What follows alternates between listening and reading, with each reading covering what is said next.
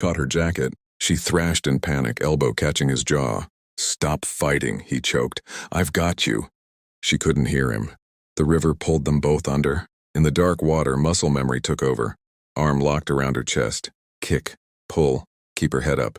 He spotted a metal ladder bolted to the embankment. With everything he had left, Ethan dragged her toward it, 1 inch at a time. When he finally hauled her onto the concrete, his body felt broken. They collapsed side by side, coughing river water onto cold pavement. The woman rolled onto her back, shaking violently. "You could have died," she gasped. Ethan turned his head toward the bench across the river. Maya was standing there, hands over her mouth. And in that moment, lying soaked and freezing beside a stranger in a ruined $1,000 suit, Ethan realized something. Saving her hadn't been the dangerous part. The dangerous part was what came next. Ethan pushed himself up on shaking arms. Across the river, Maya stood frozen on the bench where he'd left her. Even from this distance, he could see the terror on her face. "I have to get to my daughter," he rasped. The woman grabbed his sleeve. Her fingers were ice cold. "Wait, you're hypothermic, so am I." Her voice had changed, less hollow, more urgent. "What's her name?" "Maya." The woman pulled a phone from her pocket. It was somehow still working. "This is Lena Whitmore," she said into it, her tone steady in a way that didn't match the river water dripping from her hair. "I need a car at the Riverside dock. Immediately. And alert Ravenport Children's Hospital. Possible hypothermia. A child named Maya Carter." Ethan stared at her. "You don't have to." "Yes, I do," she said quietly. "You jumped in after me." They crossed the pedestrian bridge together, half carrying each other. Every step sent cold through Ethan's bones. His teeth wouldn't stop chattering. Maya ran toward him the moment they reached her. "I thought you died," she cried, wrapping her arms around his waist. "I'm okay," he whispered into her hair. "I'm right here." A sleek black car pulled up beside them. The driver stepped out without surprise, opening the back door. "Get in," Lena said softly. The heat inside the car felt unreal. Maya burrowed into Ethan's side, trembling. Lena pulled silver emergency blankets from a compartment and wrapped them around both of them before covering herself last. She kept talking on the phone, arranging things in calm, controlled sentences. Hospital prep, dry clothes, private room. Ethan watched her in the reflection of the window. She didn't look like someone who had just slipped. She looked like someone who had let go. At the hospital, staff were already waiting. Nurses guided Ethan and Maya inside with warm blankets and quiet efficiency. Lena spoke to doctors in low tones. People listened when she spoke. Hours later, when they were cleared and dry and exhausted, a nurse handed Ethan a small card. "She asked me to give you this," the nurse said. The card was thick, simple. "Lena Whitmore, CEO, Whitmore Technologies." On the back, written in neat ink, "Thank you for showing me someone still cares if I drown." Ethan sat beside Maya's hospital bed while she slept. Her hand curled loosely around his finger. CEO. Of course she was. That explained the car, the authority, the quiet power in her voice. He should throw the card away, he thought. Their lives were already fragile. He worked construction. He counted cash before buying pizza. He lived in a third-floor walk-up with peeling paint. Women like Lena Whitmore didn't fit into that world. His phone buzzed. Unknown number. "Did you make it home safely?" He hesitated before replying. We did, thank you." The response came almost instantly. "You saved my life." He stared at the screen. "You slipped," he typed. There was a long pause. Then, "Did I?" He leaned back in the plastic hospital chair. "Does it matter?" he wrote. Another pause. "Yes. Because if I jumped, then I wanted to die. If I slipped, maybe some part of me still wanted to live." The words sat heavy on the screen. Ethan thought about the years after Sarah died. The mornings he got up not because he wanted to, but because Maya needed breakfast. The days he survived by not making a different choice. "Sometimes surviving isn't a big decision," he typed. "Sometimes it's just not choosing the alternative." That one took longer to answer. "That sounds exhausting." "It is," he wrote, "but it's still living." 3 dots appeared and disappeared. "Can we meet tomorrow?" she asked. "Not to repay you, I need to understand what happened." Every instinct told him to say no. Complications, attention, a woman who stood at railings, but he remembered her face in the car, the way her voice broke when she saw Maya. "Coffee," he replied, "somewhere public. I'm bringing my daughter." Riverside Cafe, noon. He almost laughed.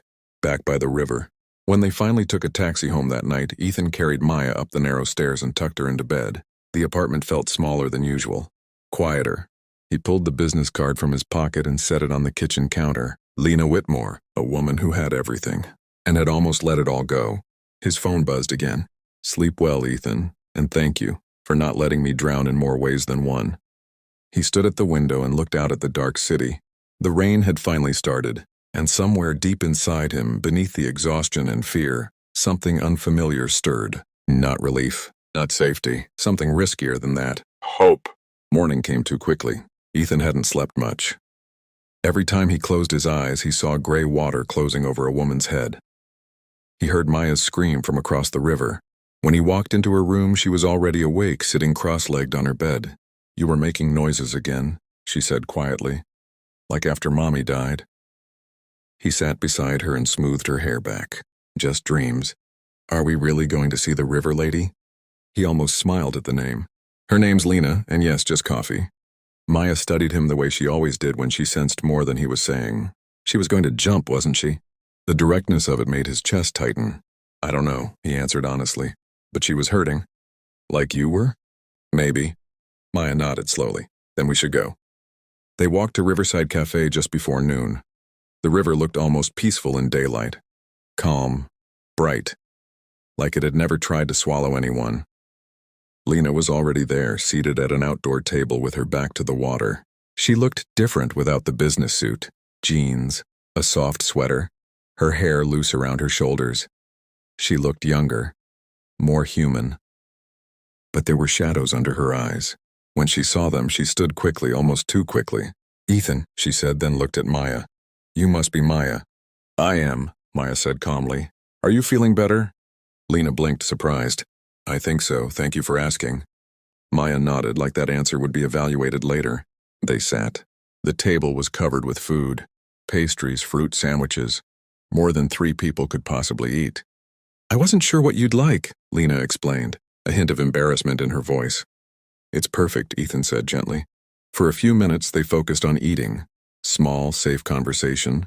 School. Work. The weather. Then Lena wrapped her hands around her coffee cup. "I went back this morning," she said quietly, "to the railing." Ethan felt his body go still. "I stood there for almost an hour, trying to remember if I decided to fall, or if I just stopped holding on." Maya stopped chewing. "What do you remember?" Ethan asked softly. "I remember being tired," Lena said. "So tired I couldn't see past the next hour. I remember thinking that I'd built this life everyone admires, and I felt nothing inside it." She looked at Ethan. "Do you know what it's like to have everything and still feel empty?" "No," he said. "I know what it's like to have one thing that matters more than everything, and be afraid of losing it every day." His hand rested lightly on Maya's shoulder. Lena followed the gesture with her eyes. "I spent 15 years building my company," she said. "Gave up relationships, gave up sleep, gave up anything that didn't push me forward. Yesterday I closed an $800 million deal." She paused, and when it was over, I felt nothing, just quiet. Maya tilted her head. "So you thought the river would be quieter?" Lena's lips trembled. "Yes." There was no drama in it, no performance, just truth. Maya took a slow breath. "Quiet isn't always peaceful," she said. "Sometimes it's lonely." Lena let out a small, broken laugh. "You're 7 years old." "I've had practice," Maya replied. Silence settled over the table, but it wasn't uncomfortable. It felt like something honest had been placed between them. Ethan looked at Lena. "Why did you really want to meet today?" She met his eyes steadily. "Because when you jumped in after me, you didn't know who I was. You didn't care what I could give you. You just saw someone drowning." Her voice softened. "I haven't felt that kind of connection in years. I didn't want to go back to pretending it didn't happen." Ethan felt something shift inside him. He had spent 3 years living carefully, quietly, protecting what little he had left. And here sat a woman who had everything, and was asking not for repayment, just for truth. Maya reached for another cinnamon roll. "Okay," she said simply. "We can be friends." Lena looked at her like she'd just been handed something fragile and precious. "I would like that very much." Ethan looked at the river flowing behind her. He still didn't know what this was, but he knew one thing. He hadn't just pulled Lena from the water. He had stepped into something that was going to change all of them. They sat there longer than Ethan expected. The river moved behind Lena's shoulder, steady and indifferent, but she didn't turn to look at it once. "I told my board yesterday," she said quietly. "About the river. About everything." Ethan felt his jaw tighten. "How did that go?" "Not well at first." She gave a small smile. "Apparently CEOs aren't supposed to admit they almost fell apart." "Did you?" "Yes." She didn't hesitate. "I told them I was exhausted, that I'd been running since I was 12. Maya looked up. 12? "My parents died in a house fire," Lena said gently. "I was the only one who made it out." The air shifted. Ethan saw it then. Not just the polish and power, but the child who had survived something she never should have. "I've spent my whole life trying to prove I deserve to live," Lena continued. "Working harder, building more, achieving more, as if success could make up for survival." Maya's fork rested on her plate. "You were just a kid," she said softly. "I know that here." Lena touched her temple. "But not always here." She pressed her hand lightly over her chest. Ethan understood that kind of guilt. The kind that lived in the body. "My board gave me a month of leave," Lena went on. "Therapy, reduced hours when I return. They said if I refuse help, they'll replace me." "Are you going to accept it?" Ethan asked. "Yes." Her answer was firm. "For the first time, I want to build something that isn't just impressive. I want it to be real." Maya leaned back in her chair. "You can build people too," she said matter-of-factly. "Not just companies." Lena smiled through the shine in her eyes. "I think that's what I've been missing." They finished their food slowly, conversation shifting to smaller things. Maya's reading assignment, Ethan's construction site, the way the ducks gathered near the cafe tables hoping for crumbs. When they stood to leave, Lena hesitated. "Would you let me take you to dinner Friday?" she asked. "Somewhere nice, as friends." Ethan almost said no. He imagined white tablecloths and quiet judgment. He imagined not belonging. But then he thought of the woman at the railing, of the honesty she'd shown today. "Okay," he said. Maya clapped once. "Can they have chicken fingers?" Lena laughed. "A real one this time. I will personally make sure they do." They walked home along the river path, keeping a careful distance from the railing. Maya slipped her hand into Ethan's. "I like her," she said. "She's complicated." "So are we." He glanced down at his daughter, startled into a small smile. At home, the apartment felt the same as always. Narrow hallway, worn couch, faint smell of laundry detergent. But something felt different. His phone buzzed. "Thank you for today," Lena's message read. "For not looking at me like I'm broken." He stared at the words before answering. "We're all broken in some way. That doesn't mean we're beyond fixing." A pause. "I'm scared," she replied. "About Friday. About letting people close." "Good," he typed back. "That means it matters." He set the phone down and stood at the window, watching the late afternoon sun reflect off the river in the distance. He should feel cautious. He should feel worried. Instead, beneath the fear, there was something steadier than hope. A quiet willingness. Maybe saving her hadn't been about bravery. Maybe it had been about recognition. Two people who knew what it felt like to stand at the edge and choose not to let go. Friday arrived with a kind of nervous energy Ethan hadn't felt in years. He stood in front of the bathroom mirror, buttoning the one good shirt he owned, the one he'd worn to Sarah's funeral. It felt strange to wear it for something that wasn't grief. "You look nice, Daddy," Maya said from the doorway. She wore her purple dress and Sarah's butterfly necklace, the one she chose whenever something felt important. "It's just dinner," Ethan reminded her gently. "Friends." Maya gave him a look that said she understood more than he did. The knock came at exactly 6. When Ethan opened the door, Lena stood there in a simple black dress, her hair down, her posture confident but her hands clasped tight in front of her. "Hi," she said softly. For a second he forgot what to say. "You look different," he managed. "Less like I'm about to close a merger?" she asked with a small smile. "Yeah." Maya stepped forward. "You look pretty." Lena crouched slightly. "Thank you, so do you." The car waiting outside was the same sleek black one from the hospital. Ethan helped Maya inside, feeling the familiar tug of discomfort at how different their worlds were. "Where are we going?" Maya asked. "Riverside House," Lena said, "and yes, I called to confirm the chicken fingers." Maya beamed. The restaurant was elegant but warm. Brick walls, soft lights, a view of the river through wide windows. Ethan felt his shoulders tense at the sight of the water. Lena noticed and leaned closer. I chose this place on purpose, she said quietly. I don't want to be afraid of it. They ordered. Maya took her role seriously, asking the waiter about ketchup options like it was a negotiation. When the food came, conversation felt easy at first. Then Lena's phone buzzed. She glanced at it and her face changed. What is it? Ethan asked. The statement I released about the river. It's everywhere. She swallowed. The media picked it up faster than expected. What statement? I confirmed what happened, that I've been struggling, that you saved me, that we're friends.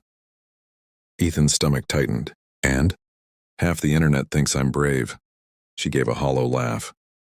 The other half thinks you're taking advantage of me. Maya's fork paused midair. Why would they think that? Because people like simple stories, Lena said gently. And sometimes they don't like when those stories don't fit. Ethan's phone buzzed in his pocket. Then again, and again. He didn't need to look to know what it was. You don't have to defend me, he said quietly. I'm not defending you, Lena replied. I'm standing beside you. There was a difference. He felt it. Maya looked between them. Are they being mean? Yes, Lena answered honestly. Maya nodded slowly. People were mean when Mommy got sick too, she said. They whispered things like maybe she didn't try hard enough. Ethan felt a flash of anger at the memory. But Mommy said mean people don't get to decide your story, Maya continued. You do. Lena's eyes filled. You're right, she whispered. After dinner, they walked outside for a moment before heading to the car. The river moved steadily in the dark. Lena stood near it, not too close, and took a slow breath. I'm not running anymore, she said. Ethan stepped beside her. I'm not either. The night air felt cold, but it didn't feel threatening. It felt honest. In the car home, Maya leaned against Lena instead of Ethan, her head resting comfortably on her shoulder. Lena froze for a second, then relaxed. Ethan watched the reflection in the window. Something was happening here, something fragile, complicated, risky, but real. And for the first time since Sarah died, Ethan didn't feel like he was standing alone at the edge of something vast and dark. He felt like someone was standing beside him. The statement went public the next morning. By 9 o'clock, Ethan's phone wouldn't stop ringing. He sat at the kitchen table while Maya ate her cereal, watching notifications stack on top of each other. Articles, social media posts, comment threads that stretched longer than he could read. Lena's words were honest, clear. She admitted she had been struggling. She thanked Ethan for saving her life. She asked for privacy, especially for Maya. Some people called her brave. Others called her unstable. A few called Ethan worse. His phone rang again. Mr. Carter, a woman's voice said. This is the Ravenport Chronicle. Can you confirm whether Miss Whitmore is financially supporting your daughter's medical treatment? Ethan's hand tightened around the phone. No, he said evenly, and this conversation is over. He hung up before his voice could shake. Maya was watching him. Are they going to keep calling? Probably. Are you scared? He thought about lying. Yes, he said instead. She nodded as if that was acceptable. His phone buzzed again. This time it was Lena. Have you seen it? She asked. Yes. I'm sorry, she said immediately. I thought if I told the truth it would calm things down. It might, he said gently, eventually. There was silence on the line. My board called an emergency meeting, she said. They're questioning my judgment. For being honest? For making it public? Ethan closed his eyes. What are you going to do? I'm going, she said. And I'm not apologizing for telling the truth. He felt something settle inside him. Good. There was a pause. Will you come? She asked quietly. Not to speak. Just to be there. He looked at Maya. She gave him a small nod. We'll come. The Whitmore Technologies building felt like another world. Glass, steel. People who didn't look at Ethan twice unless it was with curiosity. Inside the boardroom, the tension was thick. Lena stood at the head of the table, calm, collected. But Ethan could see the tremor in her hands. You acted without consulting us, one board member said sharply. You've tied the company to a suicide narrative. I tied the company to honesty, Lena replied. If that makes us uncomfortable, maybe that's something worth examining. Ethan stayed quiet. He didn't belong in this room. But Maya suddenly squeezed his hand and stepped forward. I'm 7, she said clearly, and I know asking for help is brave. The room went still. When my mommy was sick, people pretended everything was fine. That made it worse. Lena told the truth. That's better. No one laughed. No one interrupted. Lena's eyes shone. The meeting ended without a decision, but without a dismissal either. When they stepped back outside into the cold air, Lena let out a shaky breath. "You didn't have to do that," she said to Maya. "Yes, I did," Maya replied. "Friends help." Lena looked at Ethan. "I don't want to make your life harder." "It already is hard," he said gently.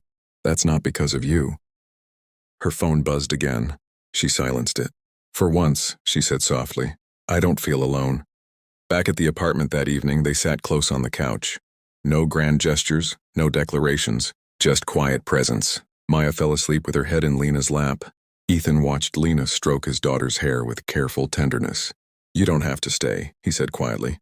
"I want to," she answered. The world outside was loud, messy, unkind.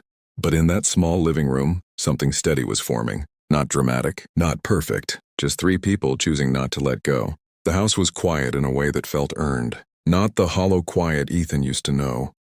Not the kind that pressed against his ears after Sarah died. This quiet felt full. Lena stayed that night. Not because the world outside was loud, though it was. Not because the media hadn't let up, though they hadn't. She stayed because when Maya fell asleep with her head in her lap, neither of them moved.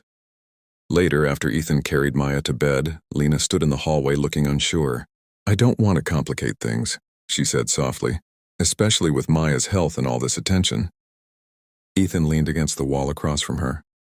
"Complicated doesn't mean wrong." She looked tired.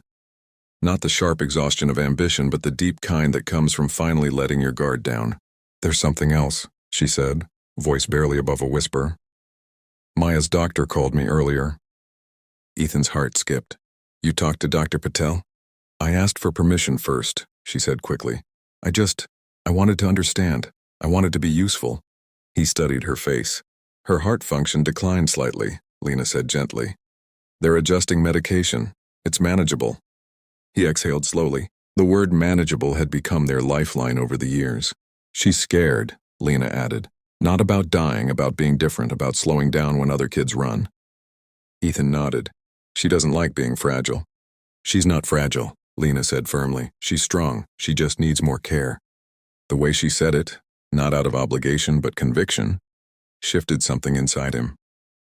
"You're already part of this," he said quietly. Lena swallowed. "I don't want to overstep." "You're not." Silence stretched between them, gentle, heavy. "I almost let go," Lena said finally. "At that railing.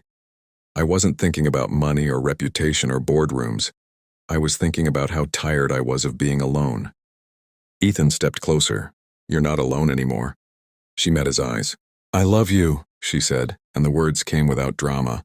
No grand performance, just truth. "I love Maya. I love this small apartment and your mismatched dishes and the way you check the door lock twice before bed. I love that you jumped without asking who I was." Ethan felt something open in his chest that had been sealed for 3 years. "I didn't think I could love again," he admitted. "Not like this. It felt like betraying Sarah." "Loving someone new doesn't erase the old," Lena said gently. "It just means your heart is still alive." He nodded. "I love you," he answered. "Not because you need saving, not because I do, but because when I'm with you, I'm not just surviving." She stepped forward and kissed him. It wasn't desperate. It wasn't rushed. It felt steady, like two people choosing to stay. A soft knock interrupted them. Maya stood in the doorway, hair messy from sleep. "Are you kissing?" she asked. "Yes," Ethan said honestly. "Good," she replied. "Mommy said someday you'd need someone who understands you." Lena's eyes filled. "I won't replace her," she said softly. "I know," Maya answered. "You're just my Lena." That was enough. Months passed. The media moved on. The board kept Lena, cautiously at first, then with quiet respect. Maya's new medication helped. Not perfect, but better. Weekly appointments became monthly again. They started walking by the river together sometimes, not too close to the railing, just enough to remember. One evening, almost a year after the fall, they stood there again. The water looked the same, but they were different. "I'm glad you jumped," Lena said quietly. Maya corrected her gently. "You slipped." Lena smiled, maybe a little of both. Ethan took both their hands. The river kept moving as it always would. Dark, unpredictable, unconcerned. But he no longer saw it as something waiting to take. He saw it as the place where everything changed. Not because someone almost drowned, but because someone chose not to walk away. They turned from the railing together and walked home, hand in hand. And in the space between what they had lost and what they were building, they found something steady. Not perfect, not untouched by pain, but real. If this story stayed with you, stay near. There are always more quiet moments waiting here in Unstories from the Heart.